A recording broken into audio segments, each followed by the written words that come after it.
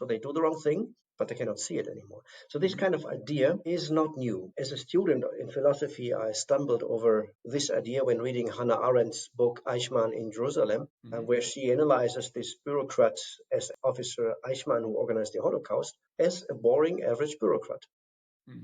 And since then, social psychology has confirmed the basic idea of her book that the evil is banal.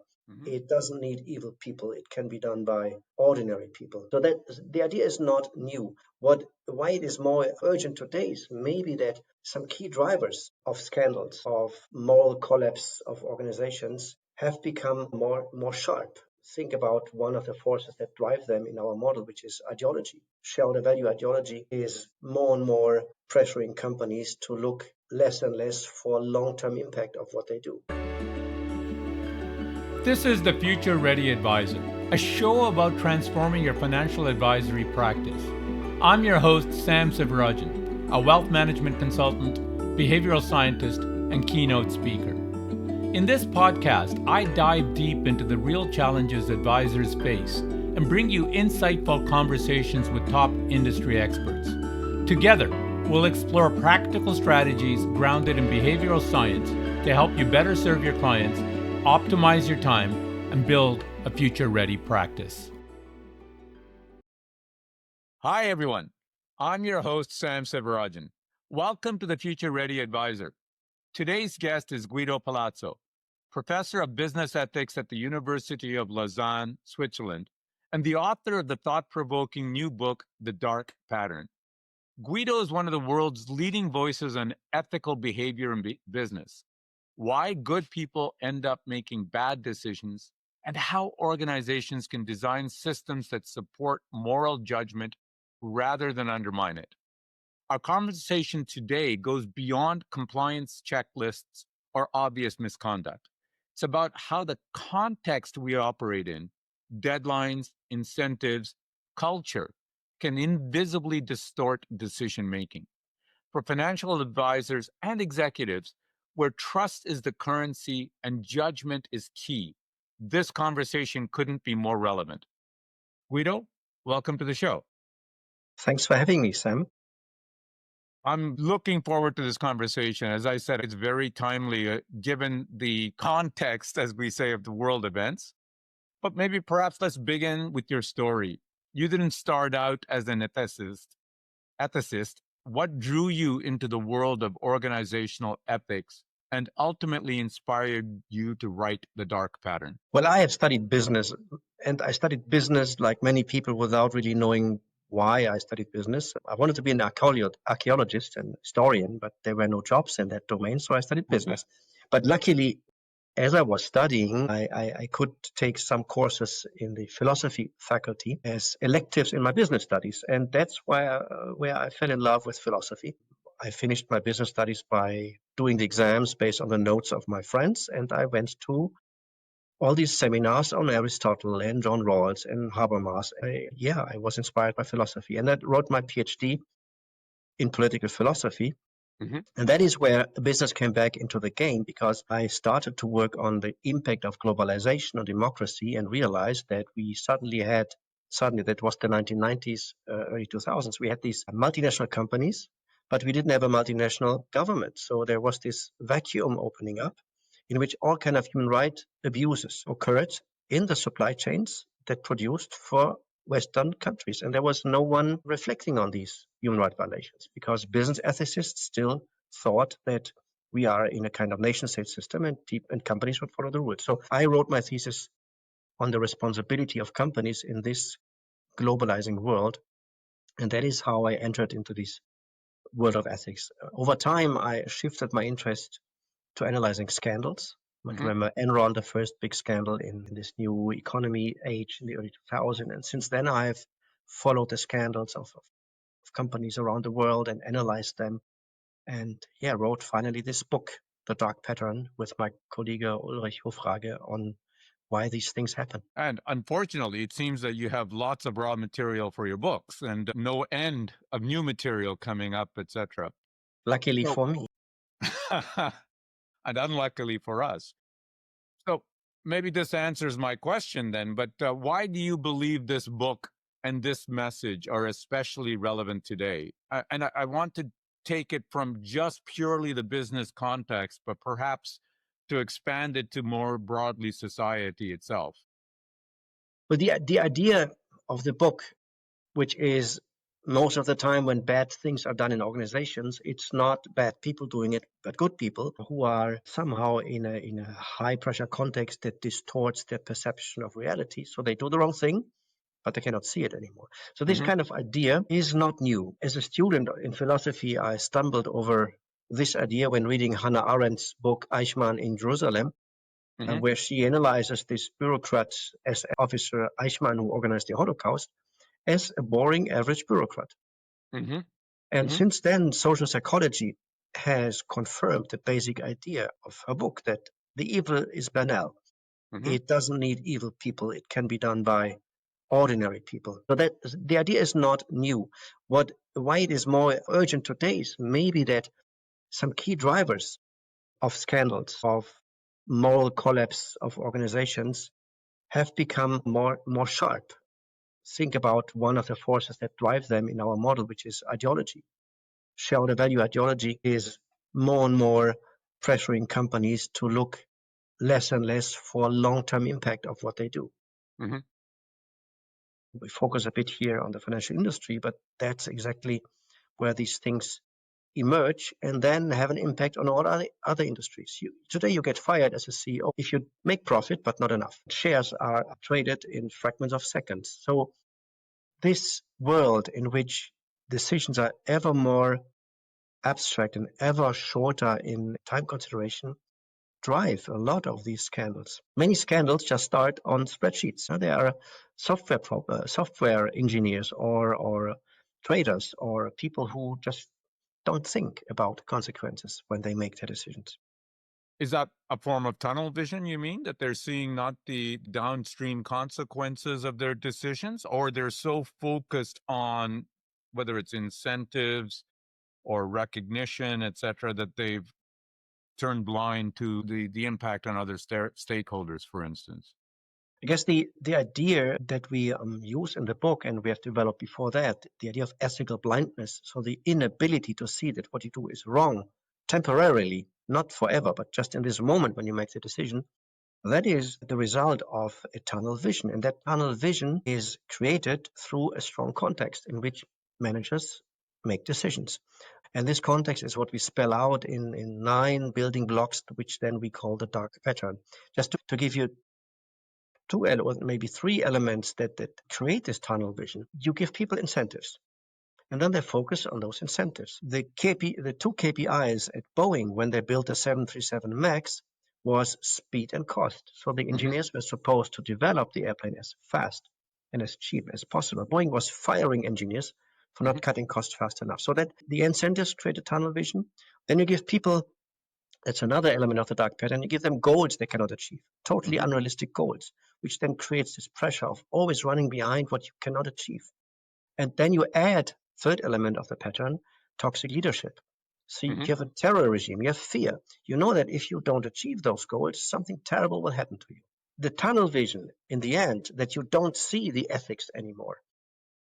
And you are surprised by yourself afterwards when you get arrested, for instance. Why could I not see it? Well, because you are under so much pressure of social psychological elements that push you into a world perception that is totally distorted, but you cannot see this anymore. And as you are talking, it strikes me, and I'm obviously oversimplifying it, but is there some element in these kind of corporate cultures that there is a single-minded focus on one metric, for instance, or one KPI, when in fact you exist in a multidimensional world? You have always multiple stakeholders, you have multiple goals, etc. But creating one metric helps create this tunnel vision and focus. And to expand on that, there's almost this cause and effect approach, right? That if you do X, Y will happen, when it is far more complex than that. Are those part and parcel of what you've seen and observed in the corporate landscape?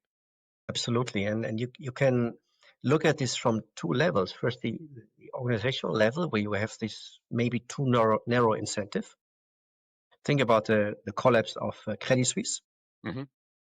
And we could talk for hours just about that. This is mainly driven by a bank that is so focused on the bonus, where everyone thinks just about bonus payments and even sues the bank if they think their bonus is not big enough. Right. Absurd situations where, where at one point they do whatever it takes for this bonus, and they're caught in one criminal behavior after another. So you have the incentives, yes, but you also have on the meta level of the system, the entire system, the focus on shareholder value maximization. We call this element of the dark pattern the rigid ideology. When we business schools, we teach that shit since decades. We tell students, as a manager, you must focus on maximizing shareholder value. Your moral values, they are for your other roles as a churchgoer, as a mother, a father, but not for the office. So we tell them to focus on the maximization of profit. And if you maximize something mathematically, it always comes at the price of everything else. You cannot maximize two things. You can just maximize one thing. You can balance balance various goals, but that is not maximization. So the logic of maximization prevents you from thinking about any other stakeholder.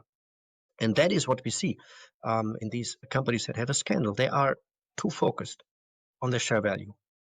Boeing was a great engineering company until they started to apply the strategy of Jack Welch to maximize shareholder value by two measures mainly. One is brutally cost cutting. So he fired 25% of the workforce at GE, Jack Welch.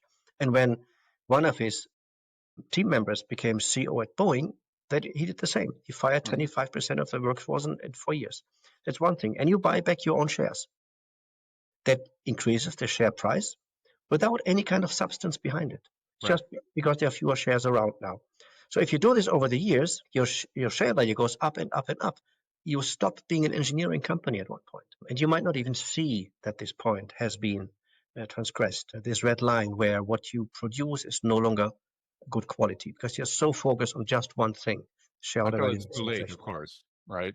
Yes. Now, one of the central ideas in your work, and we've talked a little bit about it, is that context is stronger than values. And so I suspect that for many in financial services, that's an uncomfortable idea because we do pride ourselves in our values and being objective, irrespective of the circumstance. Can you unpack that thought a little bit and what it means for how we might design and lead ethical organizations? Think about the Wells Fargo scandal. So the biggest American retail bank caught in a huge scheme of fraud where more than 100,000 salespeople commit fraud on their own customers by using their electronic signature to open 3.5 million bank accounts without the customer knowing about it. So why would they do this? Why would you cheat on your customer? And they focus this on their most vulnerable customers. So elderly people, people under financial stress, and immigrants who didn't speak English well. And our knee-jerk reaction to that is to think, well, what a bunch of assholes. But you cannot, because we attribute bad practices, bad behavior to character. But you cannot explain Wells Fargo by looking at the character of people. I mean, why would a bank hire 100,000 fraudsters? What kind of HR department is that? Or why would fraudsters think, well, I have to work for Wells Fargo because that's the best place for me to unleash my criminal energy? That doesn't make sense as an explanation. If you look into the statements of people who worked as salespeople at Wells Fargo afterwards, when the scandal erupted, you find statements like that. On Sunday evening, I had stomach pain because I was thinking about Monday morning. I would drink the hand sanitizer in the toilet to calm down. At the end, I was at 1 liter, another testimonial. Or the worst one for me is someone saying, I was fighting as a soldier in the 91 Gulf War, and Wells Fargo was worse. I remember Imagine reading that. Yeah. Imagine that. What a shocking experience. So these people, they're not fraudsters. They're put under so much pressure. How does the bank do that? Well, it gives them goals they cannot achieve. You have to fulfill a quota of sales every day. If you don't achieve that, I mean, the superiors were expected to go to the salespeople who were not achieving their goals 4 times a day in an open space office. At 11, at 1, at 3, at 5, yelling at them, humiliating them in front of everyone else, telling them to work for McDonald's if they couldn't achieve their quota, not daring to go home in the evening without achieving their quota. But these quota were consciously determined in a way that they were not achievable. But even if people would achieve them, there's one salesperson who talked about her experience later who said, well, I was achieving 110% of my quota, 110%. And my superior said, this is not enough. You need to achieve 120%. Right. So you are in a context where, and every day after the shift ends, they send around an email to everyone, the ranking of sales. So you would find maybe yourself at the bottom of that ranking, visible for everybody. You are Shaming, humiliated. effectively, yeah. You're humiliated. You have fear. You don't know how to achieve your goals. And then you see your colleagues left and right cheating on their customers. You see their superiors condoning it or even asking for it. You see those people being promoted and going in other branches of the bank as team leaders. And then you ask yourself, why am I humiliated every day and they get all the rewards? I will do the same because Right. that seems to be the rule here. So you develop a routine that comes from how your context designs something as taken for granted, normal, appropriate, and the right thing to do. And you do this in a way that is creeping in. You don't create a fake bank account for a customer. The first thing you might do is in the evening, you open a fake bank account on your own name just to achieve your quota or on one of your family members' names. You do little things that are for you maybe not okay, but still somehow you can rationalize them. Yep. And only much later you start to open bank accounts for customers without their knowledge. So it's a slippery slope on which these things develop, and then your culture gets destroyed. And we see until today, Wells Fargo is struggling to get back on track. Their culture is still so bad that again and again these things happen, so that Senator Elizabeth Warren recently argued we have to revoke their license to operate. They seem to be unteachable. Yeah, your point about slippery slope is quite valid. And I remember reading in your book when the whistleblower came and talked about these practices, et cetera, they were actually punished. The Yes, whistleblower was punished, not the manager, et cetera. And then there was even the whole Wells Fargo mantra at this time was 8 is great, meaning cross-selling, so 8 products for every customer. And in your book, I read the passage that as the senior executives were being patted on the back, they were already talking about they were going to move to 10, right? yes, That the whole reason they picked 8, which was orders of magnitude above what the marketplace was, just because it sounded good, right? 8 is it great, but rhymed. why It not go to rhymed. 10? So your point about slippery slope works both ways. It's not just about meeting targets; those targets keep moving, up, Yes, and you're then left as an individual working within this type of system or this type of context, always struggling to keep up, right? yes. And the point that you make is there's these other dimension. You rightly said they were much better than all their competitors. I've read that they were 4 times better than the average industry performance in sales, in cross sales. But no one ever asked, how is that possible? I mean, it's more or less the same kind of salespeople, more or less the same kind of products, the same kind of systems. No one ever asked, how can you be 4 times better than all the others? Today we know why, but why is no one seeing these red flags? That is what Well, always it's drives a me very crazy. interesting point you make, and that just reminds me of Bernie Madoff and his returns, right? It was Yes, was yes, unbelievable until we realized why it was unbelievable, right? But the red exactly. flags are there. And I suspect that what you're alluding to is that there's almost a willful blindness of the people around that don't want to see it, right? Don't want to question it. Or the ones that actually do are silenced or pushed into the corner. So you don't actually hear it until much later, right? Yes. And the same for Boeing, for instance. Why do shareholders not ask, how can you build these wonderful airplanes with always fewer people, always smaller budgets because you buy back shares and you don't can use your profit for innovation anymore? No one asked these questions because, as you said at the beginning, there's this short-term thinking. And in the short run, that all works very well. Right. I remember reading about Boeing engineers that said that they would never fly or have their family fly in a Boeing airline, right? Yes. And I think we need to bring back perhaps something like what the old Romans did. They made their architects stand under the bridge that they just created as a test to say, okay, how much short-term thinking did you put into place as you built this, right? Now, this, like your description of context, and I wholeheartedly agree, but it is a provocative idea, especially when we think about character being innate and that you're either born with it or not. But we have thinkers like Edmund Burke or Alexis de Tocqueville that I think would probably agree with your statement. Burke had wrote that men are qualified for civil liberty in exact proportion to their disposition to put moral chains upon their own appetites. The less there is within, the more there must be without. And I'm quoting, and de Tocqueville warned that society is endangered not by the great profligacy of a few, but by the laxity of morals amongst all.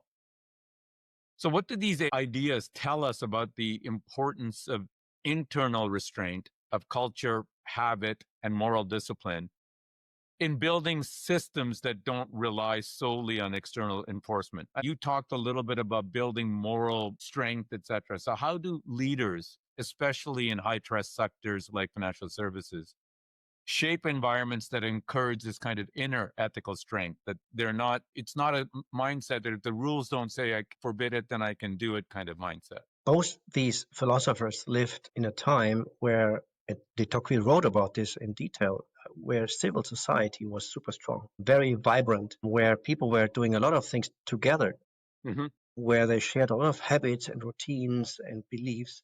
And that world is gone. So we are now in a world of pluralistic approaches to what is right and wrong. We are, in a way, no longer able to create this cohesion that they had. So the inner values, they don't help anymore to tame and frame our behavior. And on the top of that, in previous times, companies were embedded in society. So if you would fire people, that would be your folks that live next door, right? 2 streets further down. If you fire people now, that's on the other end of the world. It's abstract. You don't feel anything about it anymore. And the There's more no shame, you mean? Yes. There's no shame necessarily. There's no shame. There is no moral obligations felt anymore because it's not your community. It's an abstract supplier. You squeeze a supplier. And the consequences of that squeezing for the supplier somewhere else in the world are probably horrible, but you don't see that. And you don't know these people.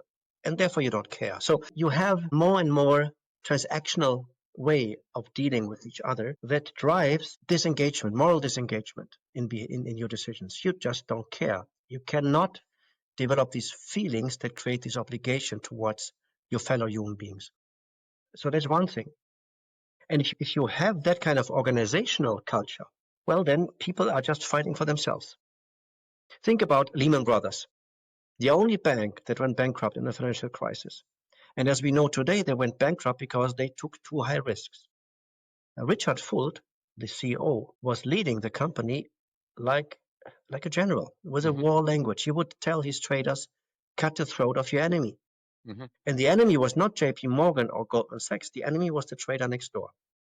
Because at the end of the year, you would go through this rank and yank system and might be fired. He would go down to the trading floor and shred the tie of the second best trader and tell him second best is not good enough here. You have to be the best. So in this culture where you organize everything like Hunger Games, or as Jeff Skilling from Enron once said, you eat what you hunt. So it's hunting, it's killing, it's me against the others, and the others are my colleagues. Then it becomes so transactional that ethics doesn't count. You struggle to survive in the system, and if you survive, you fight with all means available. That might include breaking the rules. I sometimes, when I teach business ethics in companies, I ask them, the managers in the room, what do you think is the industry with the highest level of regulation? There's so much regulation that even the compliance people sometimes tell me, I don't understand these rules. I have to explain to my managers. And of course, the answer is financial industry. And then I show them a slide where I went to a website of the SEC with fines for banks. I randomly picked a bank, HSBC, could have taken any other bank, over a 10 years period. Every year, millions and billions in fine for a long list of legal violations. Again, that's the industry with the highest level of regulation. But regulation, compliance doesn't help if you don't have the culture, if you don't have the leadership that pushes for the right behavior. Because otherwise, breaking the law becomes just an element in your Cost budget. of business. It's a Yes. cost of business, right? But I mean, you paint a pretty dark picture here. So that sounds like a one-way trip to the bottom, a race to the bottom, isn't it? I mean, if all you do is it's a dog eat dog world, you pit yourself against each other and it becomes a cost of business, where's the light at the end of the tunnel, or is there any? I think the answer is it doesn't have to be like that.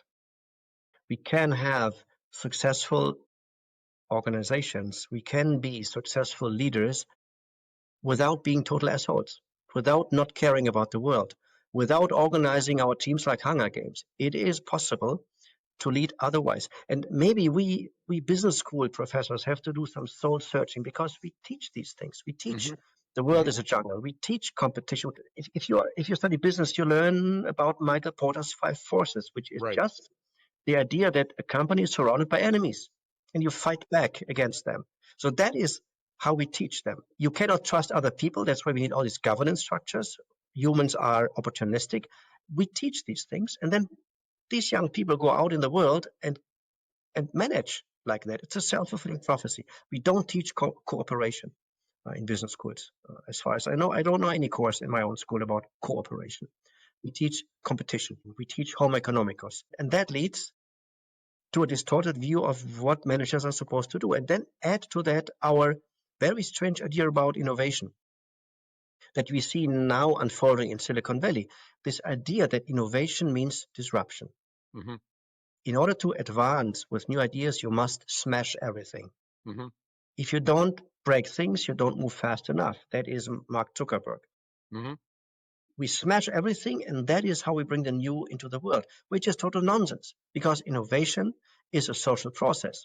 It needs to be carefully embedded in people's habits. It's not about smashing stuff. But if you have this mindset of smashing stuff, you take those rude people as leaders who just take any risk, go for it, and smash stuff. And smashing stuff at one point also includes the rule of law. And that is where it becomes problematic.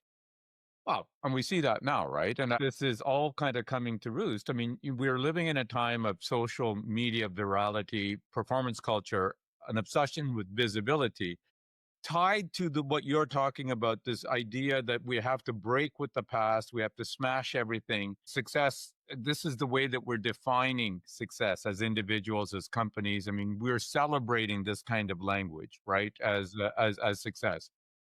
How does that distort our ethical compass, or as you nicely put it in your book, encourage this ethical drift that we've had in our society and in our way of thinking and looking at the world? Well, if we look at the direction we take right now in society with this increasing influence of social media, the impact of AI on decisions, you have several effects. First of all, I guess it will reinforce this assumption of transactional management. Because look at Amazon. I mean, Jack Welch would evaluate managers once per year and then fire them if they were not performing. With AI, you can now in real time follow the performance and ask every day, why did you not perform today, right?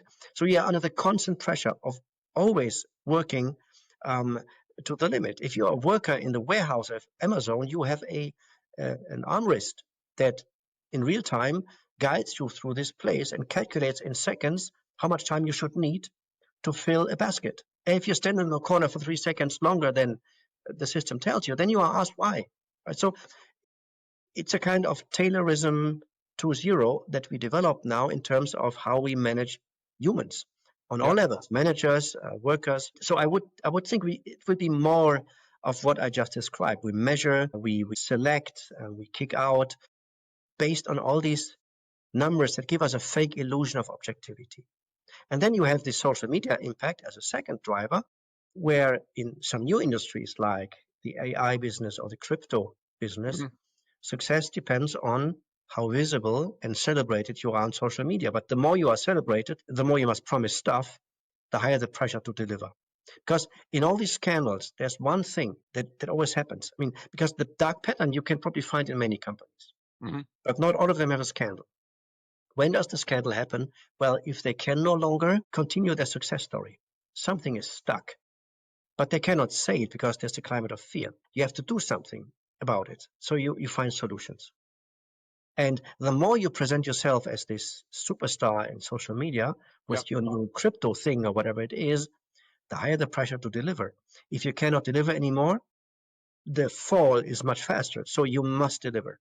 And that leads to all these fake stories that we see right now emerging in crypto and in AI. Well, it just reminds me, I mean, I'm sure you're following, or it might be in your next, it can be a story in your next book, but the story of Builder.ai, this large firm that had raised hundreds of millions of dollars with the idea that they've created an AI system that can code anything that you want, etc. And it turned out after years of kind of people chasing them, etc., that they actually employed 500 or 700 human engineers in India that were behind the scenes creating this code, right? That they said was it was going to be created.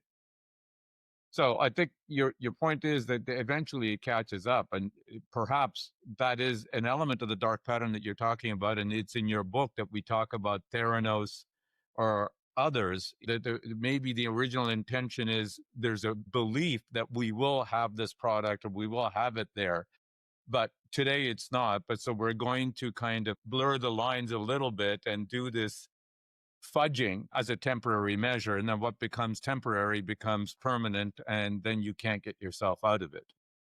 Yes, this fake it till you make it spirit of Silicon Valley. So if we look at the case you mentioned where you replace AI with engineers, there was this funny headline in a newspaper, by the way, which said AI turned out to be 700 engineers in India. Or you are Elizabeth Holmes with this miraculous blood testing machine that she claimed to have developed, where with a drop of blood from your fingertip, you can do 250 tests, turned out to be fake as well. But it's not fake in the sense that nothing worked, right? So she could make some things work, and there was science behind it. So I am convinced that she thought, or she was not thinking, I'm committing fraud. She was thinking, I'm not yet there. And investors want startups to overpromise, because if they're not overpromising, investors are not interested. They want the next Steve Jobs, the next Messiah, right? So if you are not having a big story, you don't get the money. But the big story is fake till you make it. So you start your journey, and at one point you realize maybe you cannot make it. But that is then too late to tell your customers, your business partners, your investors, you are beyond the point of return. So when does this fake it till you make it move from believing in your product into fraud? Well, that's a gray zone. And I don't think we can say that there's a particular point, even if they start to commit fraud, like take these Indian engineers, or take the fact that Elizabeth Holmes was using Siemens machines for the blood testing because hers didn't work. Yeah. She might still have believed, I have to do this now because we are not yet there. Right. And I have to get the money from the investors. So it's the Silicon Valley spirit of overpromising that sometimes turns into fraud. I guess that leads to a related question. They're just delivering what the market wants. In this case, as you're talking about, there is a unjustified belief in the investors that this kind of story or this kind of technology or this kind of ability exists right now or is on the horizon when it might not be. And so what is it that's creating that kind of, call it market or demand for that kind of story that people like Elizabeth Holmes or this Builder AI are looking to provide an answer or a solution to? Well, there's too much money around, so investors don't know where to put their money. So they are looking for big ideas, for someone who could be the next Steve Jobs or the next Mark Zuckerberg. And they don't care whether 9 out of 10 of the investments fail, as long as one of them becomes the next Facebook, right? So there is this willingness of investors to believe fairy tales. To suspend Because disbelief, one of the fairy right? tales could be a good one, right? Could be the right one. You don't know. And all these startup entrepreneurs, they're trained to tell fairy tales. So one of the most compelling and hopefully uplifting ideas in your book, after going through the dark pattern, is the need to create a bright pattern, an environment that supports ethical decision-making by design. There's a powerful quote in your book that I really like that said, "Ask yourself, what would I decide if I had no fear?" So, what are the key ingredients to create that kind of culture? You can look at this from two perspectives: the perspective of the person and the perspective of the organization. Let's start with the person. Why do we have fear in organizations? Because we think that if I do not succeed with what I'm given as a task or an objective, there are terrible consequences. Mm-hmm. And if I now depend on that job, on that career, on that team, on this company, and I'm convinced that if I lose that, I'm nobody anymore, or Mm-hmm. my life is over, my career is over. If I have that conviction, I will do what it takes to fulfill the expectation of my leaders.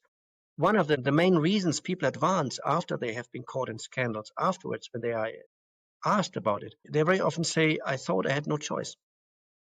I thought I had no choice.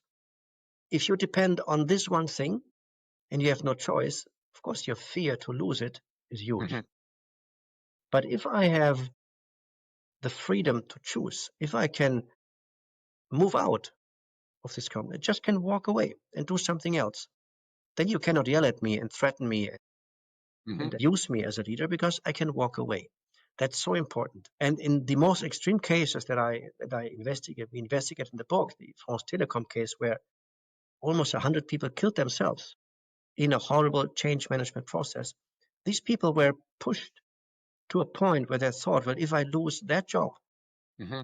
I lose every reason to live, right? So that's the most extreme form of it. Wow. As soon as you have options in life, you lose fear. You are independent. You can make autonomous decisions. That's one thing. The other thing is that all companies I've seen, they want to promote psychological safety. They want to promote a speak up culture. But I've rarely seen a company where this really works. Right. Because it's not enough to tell people you can speak up. What goes around as stories that people have in mind is always stories where someone spoke up and then they were kicked out, humiliated, pushed back, or ignored, right? And as long as those stories dominate, Mm-hmm. I will not speak up Mm-hmm. because I will think it's risky or it's useless. Yeah. So I will not do it. Creating this climate in which people speak up requires a cultural change. It requires, for instance, an engagement of leaders in moral conversations. Novartis, which had a huge pharmaceutical company, which had a huge corruption scandal, and then they rebuilt their culture and set up their ethics system differently afterwards. They found out that people speak up if they observe in their environment that talking about ethical issues is normal. So a leader must normalize conversations about ethics, about dilemma situations, about values, picking a scandal in the news and ask the team, do you think this could happen here? If not, why not? If yes, what can we do? So normalize this conversation. And that creates a climate in which people will feel, well, I can talk about an ethical issue because we do these things here. It's normal. What I see in a lot of banks, what I hear from compliance people when they send traders and other employees of banks into ethics trainings, that these Mm-hmm. people then calculate, look, this is the amount of money I lose now because I have to sit in a training. That's the wrong spirit. This is not how you normalize ethics. This is how you create this transactional culture in Yeah. which ethics has no room. And in a transactional culture, people don't speak up. It's impossible. Why? Because I know it's the end of my career. It's the end of my bonus. It's the end of everything. So I will not speak up. Normalize ethical conversations. One reason why managers don't do that is they think if they talk about ethics, their team considers them weak managers, right? Because if I talk about a dilemma or a value, they will think I'm weak. But the opposite is the case. Yep. Managers who talk about ethics are considered strong leaders, credible leaders, trustful leaders by their teams. But it's a cultural shift we need. You're making an important and interesting point. I think that in highly compliant or highly regulated industries like pharmaceuticals for Novartis or the financial industry, there is these mandatory compliance trainings, et cetera, where, there's online, there's a click, you're asking questions. But to your point, and the example that you use with the trader, it could feel a little bit artificial. It could feel like, okay, I'm going through the motion. How do you move past that? Maybe if you can dig a little bit deeper into the Novartis scandal and how they affected this to move beyond it, How do you go past a tick the box type of mindset or approach to kind of teaching ethics in the workplace? When I'm invited by a company to give a workshop on the dark patterns, so on scandals and how to avoid them, the things we discussed today, my first question is always, is the top management in the room when I come? And if the answer is no, I tell them then it's not important, and then I don't come. The signal in a company must be that the top leaders devote time to ethics. That is what happened at Novartis, for instance. If you don't devote time to it, why would the others? It's not important in this case. The signal is very clear. It's not important. I've worked with companies where the CEO was sitting 3 times in my workshop with 3 different types of groups of people of the organization. This is a very, very strong signal that he thought this is so important. I have to be here. I have to send that signal to my team. That is how it works. If you don't do that as a top leader, then forget about ethics.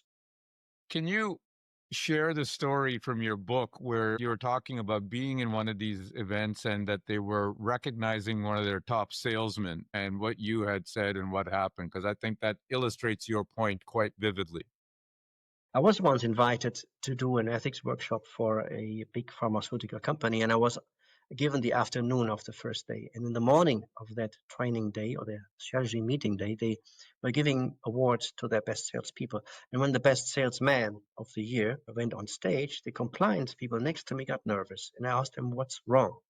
And they said, well, this guy is known for cutting corners wherever he can. We haven't caught him yet, but everyone knows that. So the situation was obvious. In the morning, the signal would be, as long as you're successful, we don't care about whether you are compliant.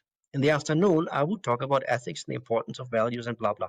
So uh, it's a double bind situation. You give contradictory messages to the team. So we went to the CEO during the lunch break, and he was new in the company. He didn't know about these things. And I told him, look, you have to fire that person.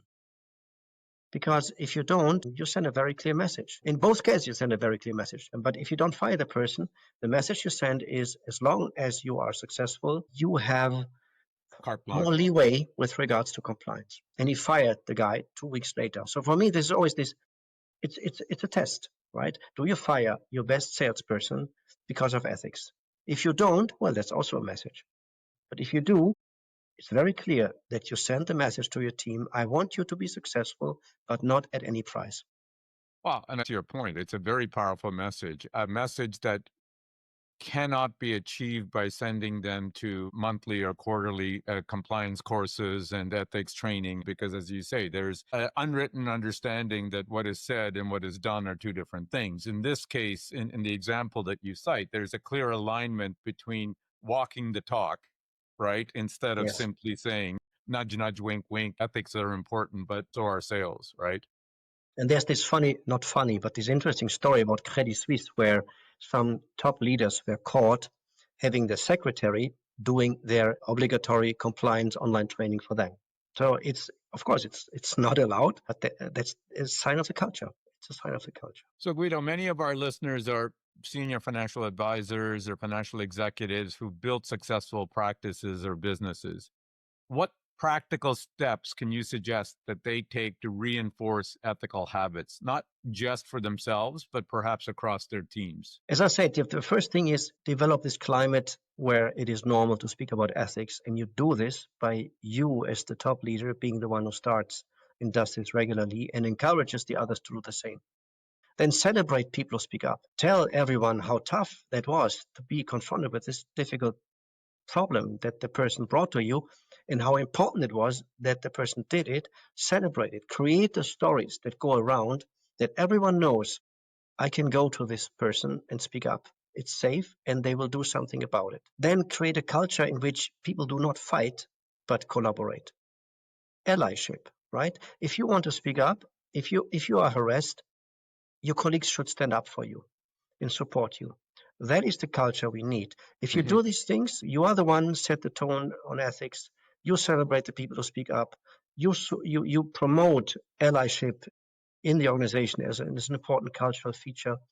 Then you should be pretty protected against the dark pattern because people will speak up early on and stop bad practices before they spread. Great point. So, in a world where everything is measurable, at least we believe that everything is measurable, and quarterly performance is king, how do financial advisors and executives protect space for long term thinking about their clients, about culture, and about their own role as stewards of trust? Because you made the point that you're often pushed into making these decisions in a very short time period, et cetera, which doesn't give you the time to reflect and think, get outside of this tunnel vision situation that we bring ourselves into. A while ago, there was an interesting experiment done with leaders where they had to take a position in an ethical dilemma where they could take an unethical decision.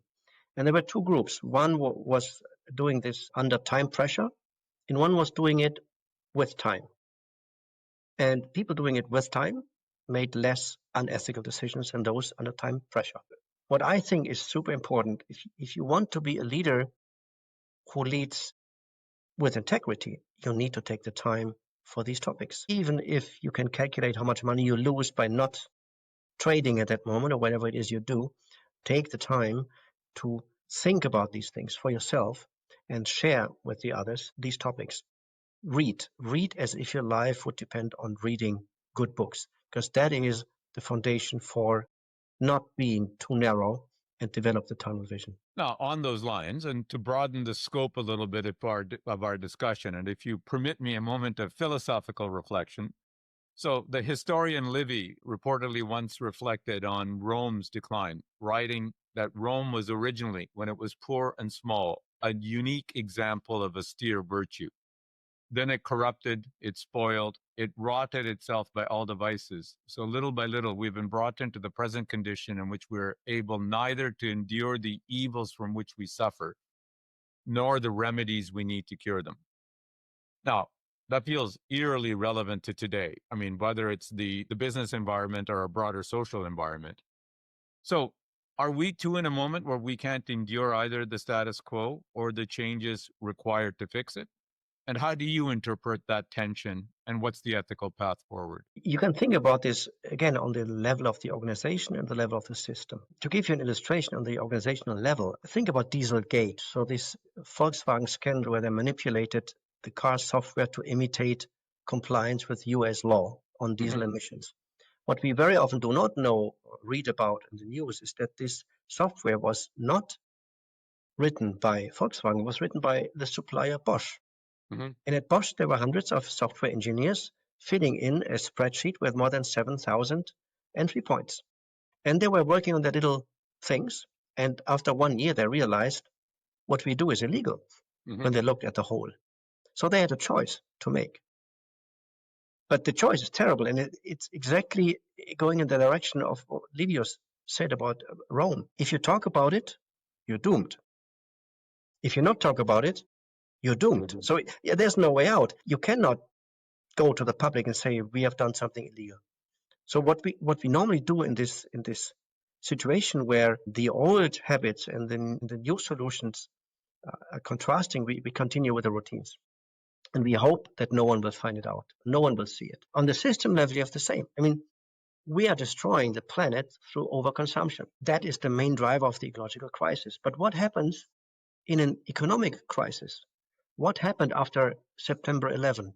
What happened after COVID or during COVID? What do politicians tell people? They tell them, go shopping.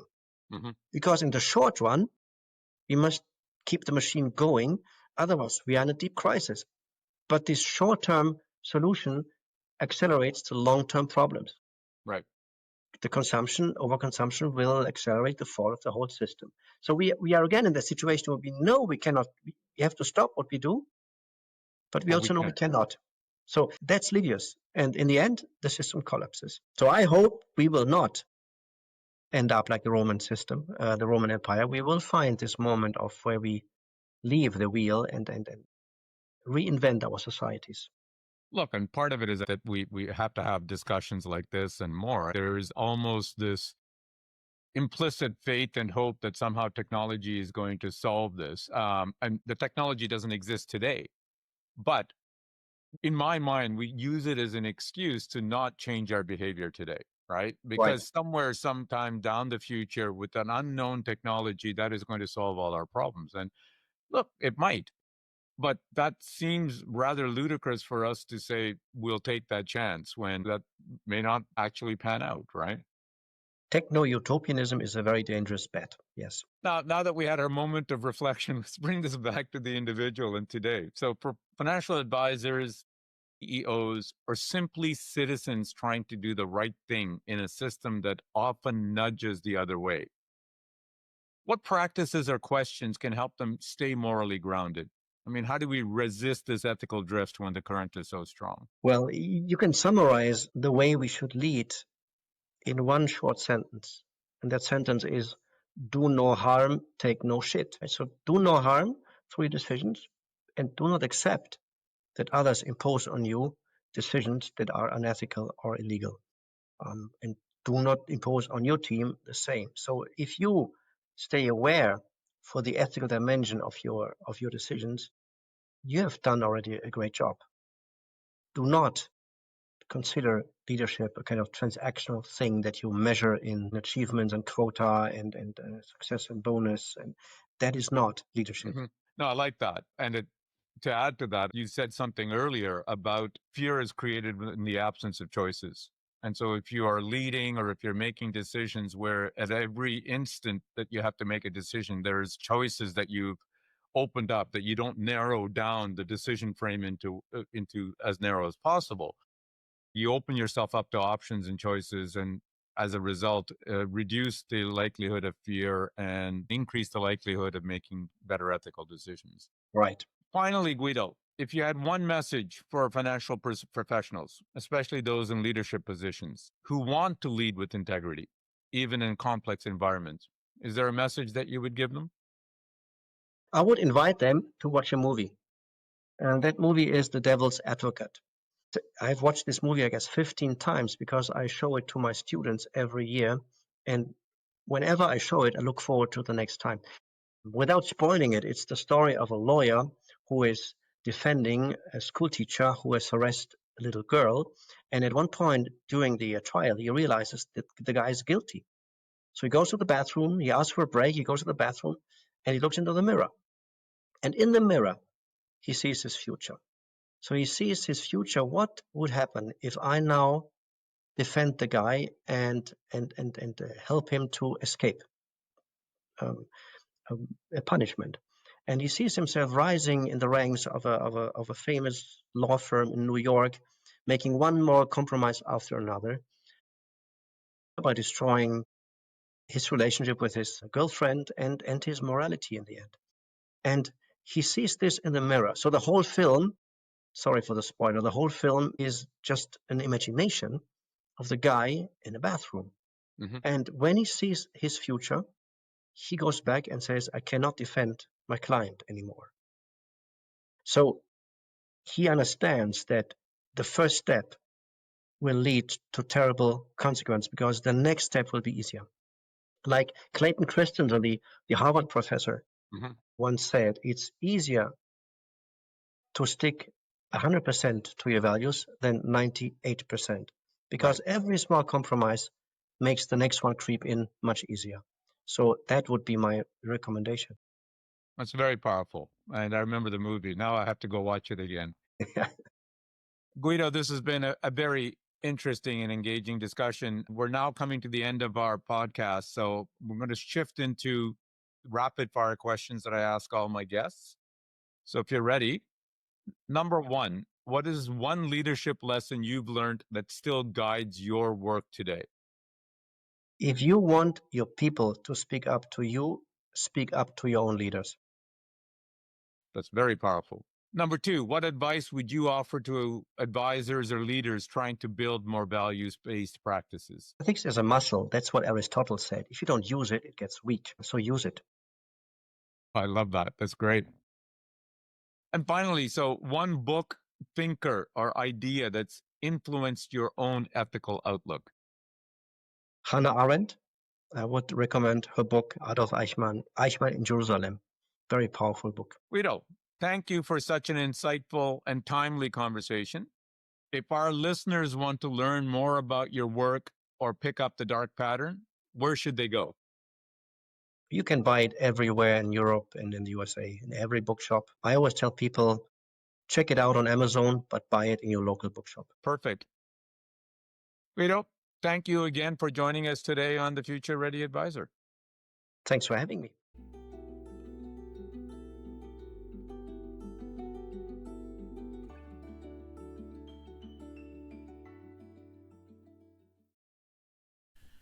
In this episode of the Future Ready Advisor, I spoke with Guido Palazzo, professor of business ethics at the University of Lausanne in Switzerland, and he is the author of The Dark Pattern, about why good people make bad decisions and how organizations can design systems that support ethical judgment. Here are my 3 key takeaways. Number 1, context is stronger than values.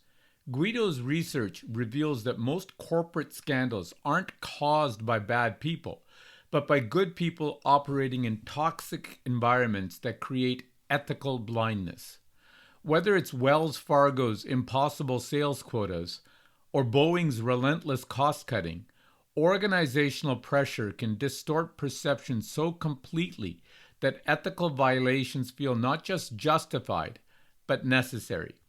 For financial advisors, this means recognizing that your firm's incentive structures, performance metrics, and cultural norms shape decision-making more powerfully than individual character, and designing accordingly. Number 2, fear eliminates choice, and choice eliminates fear. The most dangerous moments in organizations occur when people believe they have no choice but to compromise their values. Guido's insight that fear is created in the absence of choices is profound. When employees feel trapped by unrealistic targets, career dependency, or toxic leadership, they become vulnerable to ethical drift.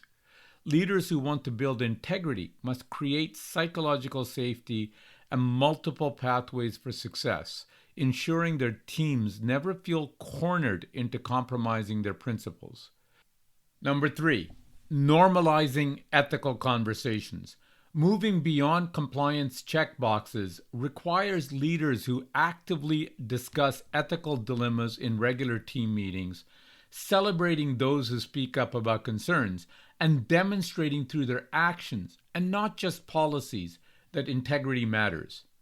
As Guido powerfully illustrated with the pharmaceutical company story, firing your top performer for ethical violations sends a clearer message than any training program ever could. Guido reminds us that ethical leadership isn't about perfection. It's about creating environments where doing the right thing is the natural choice and not the heroic exception. You've been listening to the Future Ready Advisor. If you enjoyed the show, please leave a review on Apple Podcasts or a rating on Spotify, or share your feedback wherever you listen. Be sure to follow the podcast so you never miss an episode. For more insights on how to keep your practice future ready, visit www.samsivarajan.com. You can find the link on the show notes. There you'll find free tools and resources, along with exclusive bonus content from these podcasts. Thanks for tuning in, and I look forward to sharing more strategies with you in the next episode.